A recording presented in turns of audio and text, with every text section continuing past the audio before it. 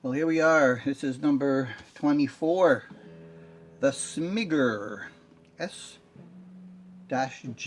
is the model. Crafted in China. So this is about a year and a half in my possession. I had to go back and look at my videos to see what I did and didn't do. I remember smoothing out the neck, and it is something pretty nice now, and the fret ends. A lot of work on those apparently. Changed the nut. I kept the original tuners. They're doing a decent job. Even though the posts are, a little bit shaky in the gear mechanism, you can get by with them. And so far, it's been sitting in a bag for a year and a half. I used it a couple of times on, I don't know, one instrumental, I think, and just recently before filming this video, I released a short for the first solo in Comfortably Numb using this guitar, and it sounded pretty good for that. So originally I was thinking this was kind of like an Ibanez style guitar, and it kind of is from the headstock. But then I sort of found out later from the Baldy Shredder guy that he was showing guitars like this, and they look a bit like what he called Charvel. I didn't know there was such a thing called Charvel, but now I do. So this could be Charvel. It's got quite a thick body for this style guitar. The Ibanez's are somewhat thinner, but this one is like almost as thick as a Les Paul. It's comfortable to hold. A little bit of diving there, but what the hell, it sits on your knee. I don't know about a strap.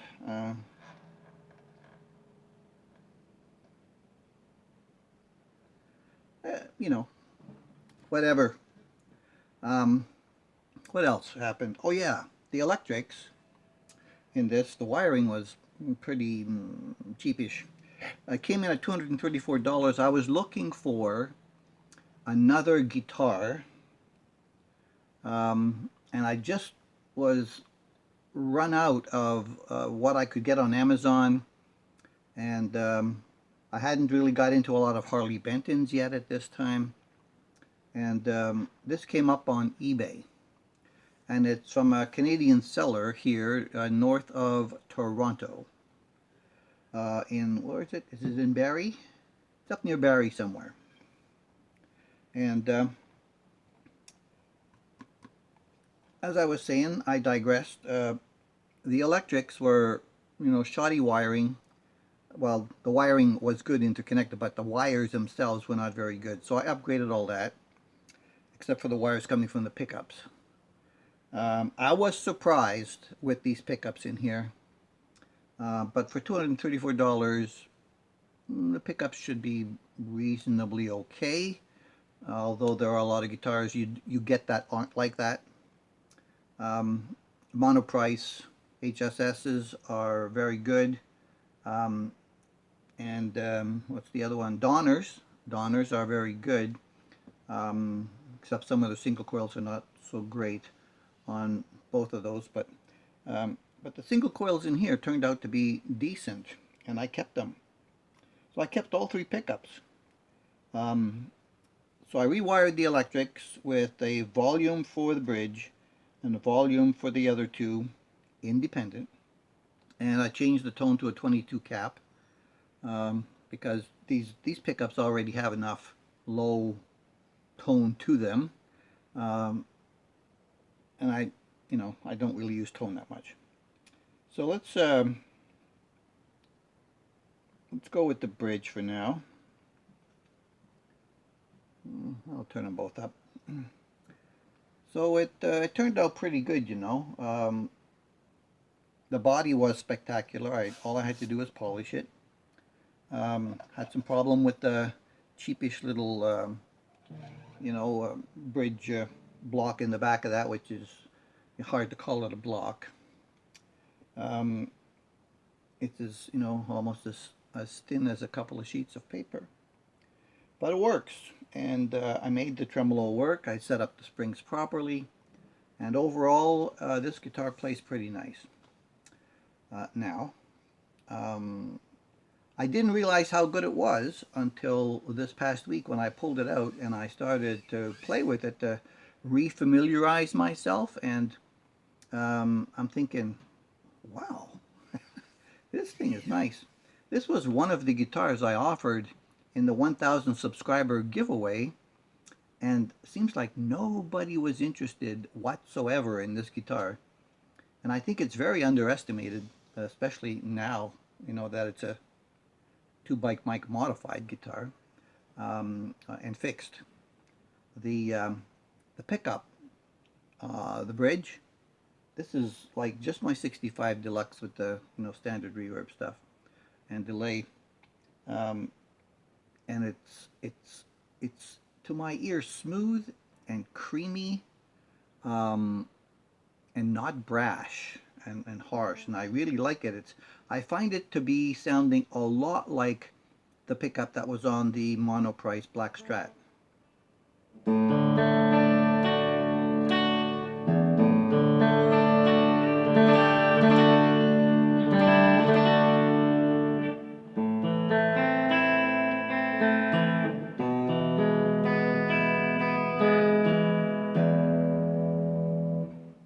It's nice, very nice.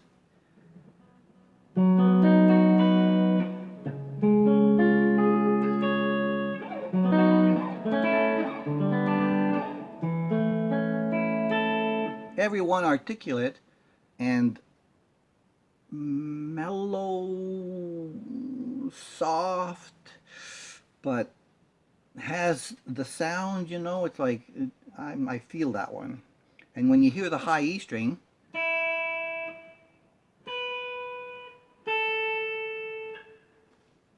it doesn't, it doesn't feel like a scratch with a razor across your face, the sort of thing, as some do, and you've got to get rid of those. Or you got to turn up a lot of tone on them to get them to stop doing that, because it's slashing your eardrum. Yeah, so this is creamy.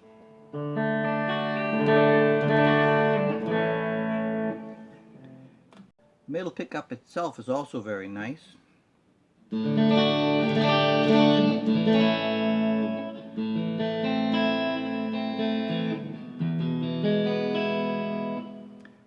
I did not add extra magnets to it either. All I did was change this pot to 500, because this is the volume pot for those two. And then the neck itself also good output.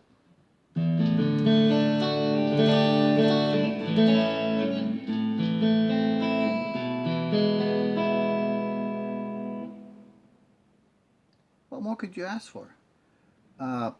Like I said, very underestimated by everybody that looked at this guitar and said, I want the gold top, or I want, the Kramer, or I'm looking for the, the Telecaster.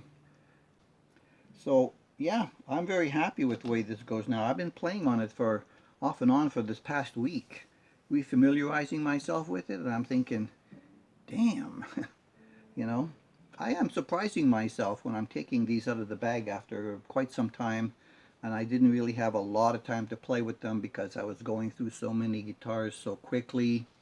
I keep telling you guys that, but it's true. The bone nut in there is very nice as well. So yeah, I'm very happy with this guitar. Take a look at that short that I put out recently for Comfortably Numb. It was quite good, I think. A lot of people have done it, and I've always liked it, and I decided to do it myself. Okay, so I've turned on my compressor, and I'm going to try to play a little E major pentatonic for you in all the three positions. This is only like 2 and 3 minutes, 31 seconds, so it won't hurt you too much, I hope.